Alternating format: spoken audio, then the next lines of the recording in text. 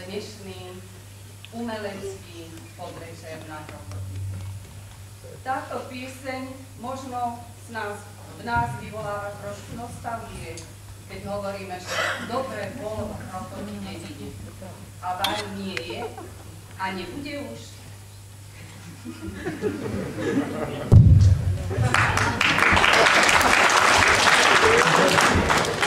Zvládli sme. Takže ja si myslím, že nemusíme my len smútiť za tým, že bolo dobre v dedine, ale verím, pokiaľ bude znieť, šíriť sa hrochotská ľudová pesnička, že v našej dedine bude dobre aj v budúcnosti. A preto sme sa vlastne zišli aj dneska večer, aby sme tú hrochotskú pesničku zaznamenali, aby si na ňu spomenuli aj budúce generácie. Generácie našich detí, našich vnukov a našich pravnukov. Takže zaželajme tomu nášmu novému CD-čku veľa šťastia, úspechov, aby sa šírilo medzi ľuďmi, aby vy všetci, ktorí ste sem prišli, a verím, že ste obdivovatelia našej hrochotskej pesničky, si tieto piesne aj naďalej dvotili. Pekný večer.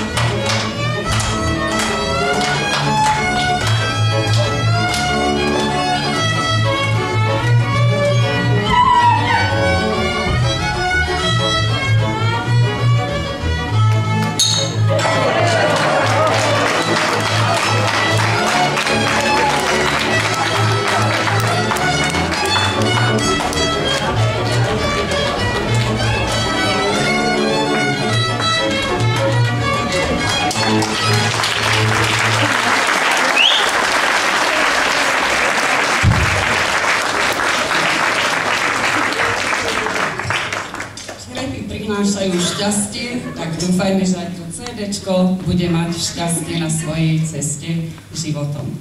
No a to, čo som spomínala v tom mojom prvom vstupe, že hrochotská pesnička bude mať svojich pokračovateľov, sme mali možnosť sa presvedčiť aj v tomto vystúpení detského folklórneho súboru Hučava pri základnej škole Hrochoť, ktorými pracuje pani učiteľka magistra Muchová.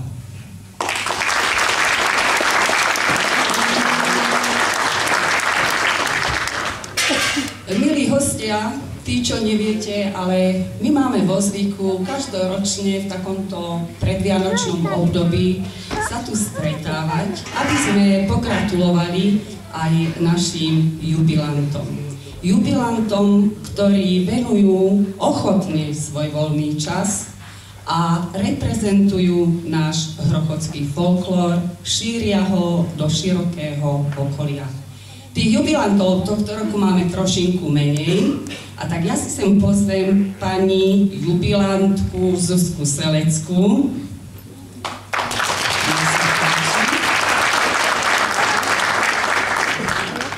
Zuzka, dožila si sa takého krásneho, okrúhleho jubila.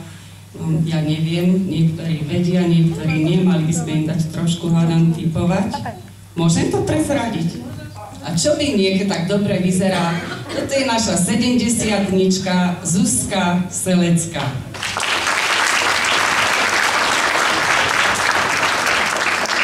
Zuzka, ja sa ťa len spýtam, ako si sa ty k folklóru dostala? Stala ešte za slobodná, keď sme chodili tak poza školu, ešte za školskú čas. No a tak to pokračovalo, potom som prestala takých 10 rokov a pokračovala som znovu. No, ja viem, že si sa teraz zasa vrátila po určitom čase, čo nás všetkých veľmi teší, pretože ja viem, že tvoj spev je obohatením pre našu ženskú folklórnu spevácku skupinu. Ja teraz ešte poprosím vedúcu folklórnej skupiny Anku Očenášovú. Dúfam, že sa už k nám blíži, pretože jubilantke sa patrí pekne pogratulovať.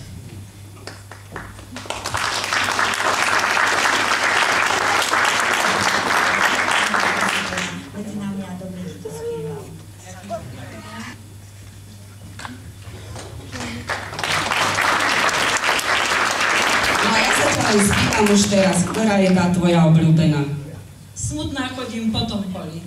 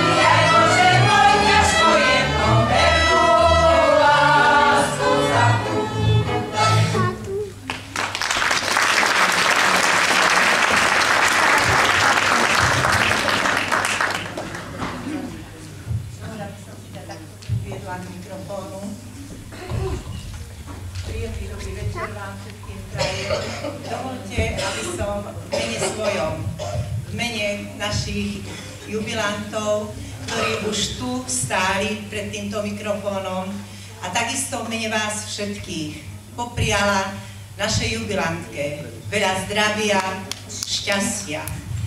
Chcem jej poďakovať za to, že príležitostne obliekala hrochodský kroj, že nezabudla na dedičstvo našich predkov, že je tu, medzi nami, stojí tu, spieva a šíri našu duchovnú kultúru, tú hrochodskú pieseň.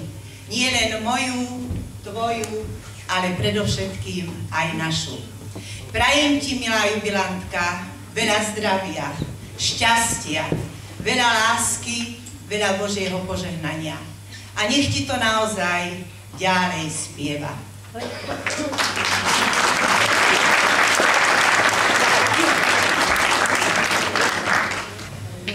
A keď už som dostala slovo, dovolte, aby som poďakovala hneď aj na úvod ešte aj vedúcej folklórnej skupine Anky Olčenášovej, že vlastne doviedla tú našu pesničku na to CD-čko, na ktoré budeme určite všetci dlho spomínať. Ďakujem veľmi pekne.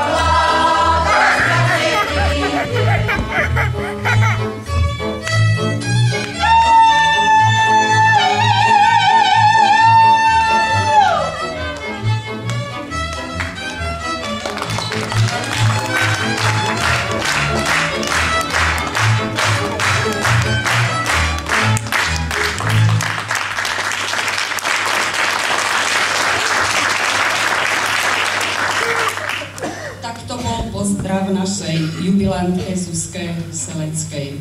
Vidíte, že oplatí sa to CD-čko naozaj mať. Že CD-čko má pre zachovanie ľudovej hudby, ľudových zvykov, ľudovej piesne veľký význam, je dôkazom toho, že máme na Hrochoti veľmi staré nahrávky. Nahrávky, ktoré sa zachovali z prelomu 20. až 30. rokov minulého storočia. Však je veľmi dobre známe, že známy zberateľ Karol Plicka zablúdil aj do našej dediny. Aj jemu sme povďační, že mnoho piesní tých dávnych, starodávnych sa zachovalo. A teraz budeme mať možnosť vidieť aj ukážku takejto veľmi starej nahrávky a spievajú stará mama pani Zuzany Slávovej, ja vás pozvem sem.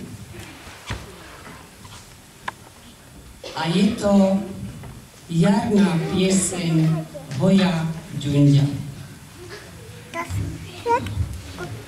Hoja Ďunďa, ja poslala nás krajom nás. Hoja Ďunďa,